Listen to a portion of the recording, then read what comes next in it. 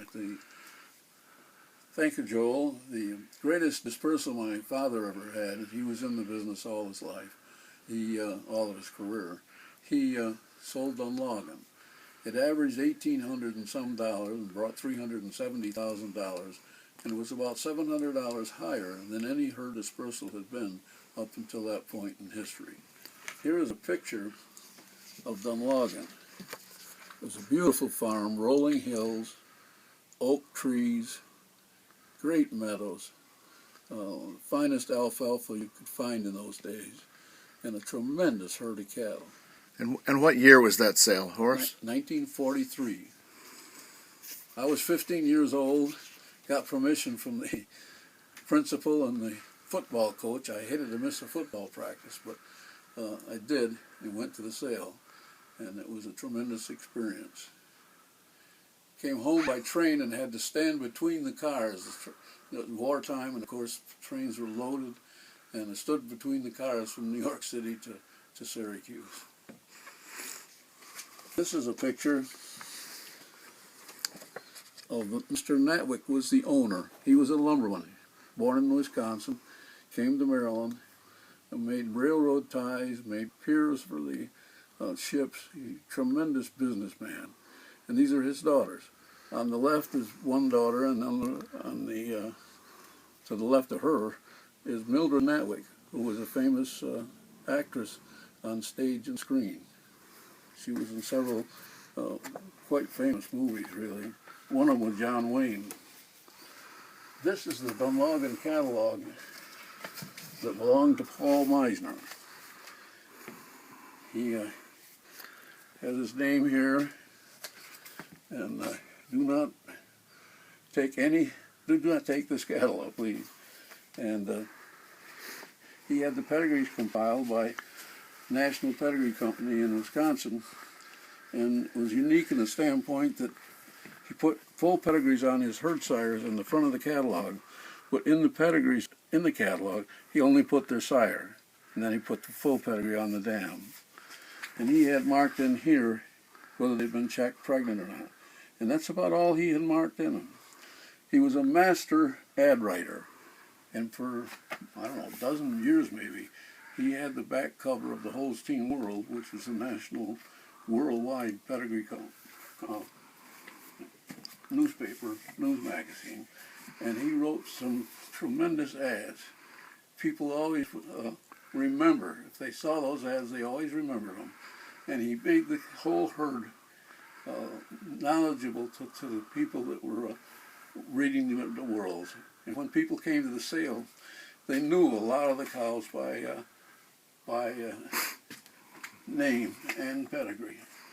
And my father read the pedigree and made very few notes, because he did not elaborate on the pedigrees a lot, because people had already were aware of them from the world ads.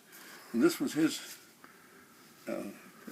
he bought, with my partnership with my uncle, the number 3 bull, who brought $13,000 for a half interest, because Osborndale in Connecticut owned half of it, and Dunloggin owned half. They had bought the bull at the Great Mount Victoria Dispersal.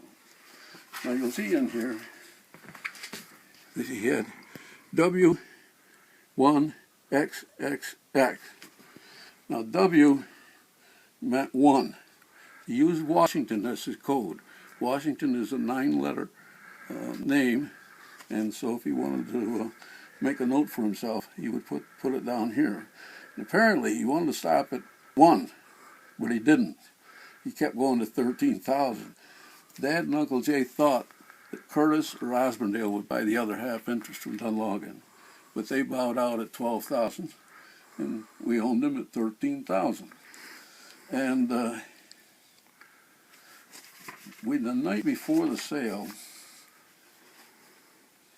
Dad said, "I want you to go with me to see Dunloggin Proud Mistress," to Uncle Jay and myself. And I'm going to find Proud Mistress's pedigree here.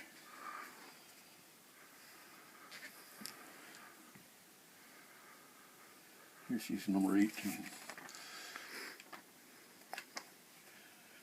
people thought she was going to top the females in the sales. She didn't. The top female was Dunloggin Mistress Queen, who went to the Booth family in Michigan. But at 10,000, Proud Mistress sold. Now, Dad had her marked in his catalog WWXXX. That means he would go to 11000. He would have gone to $11,000.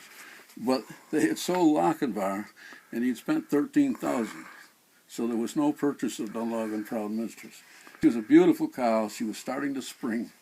Uncle Jay and I went over with him to a side barn, and it was under a one bulb light. You could just see, but you knew the minute you looked at her that she was one of the great cows. This was a famous picture that was used in the world several times of Dunloggin a Dean, another great cow, and this kind of exemplifies what Dunloggin was about. Beautiful meadows, beautiful cattle, and a certain ease to it all. And this was Dunloggin Woodmaster, who was the key bull at Dunloggin. He came to them in dam, and he became a great sire. Sired a world record milk producing cow, among others. This is a picture of my father. He's on the left, and Paul Meissner at the Princess Martha Hotel in St. Petersburg, Florida. In their retirement years, they wintered there, and my mother took this picture. It was always on her desk at home.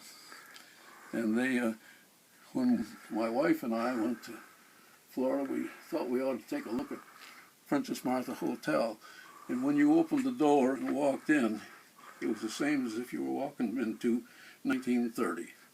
And the people were all of certain ages, great ages, and we decided we weren't going to stay there because we really didn't qualify. But it was a nice old hotel, and they spent a lot of time there. This is a Mount Victoria catalog here. Mount Victoria was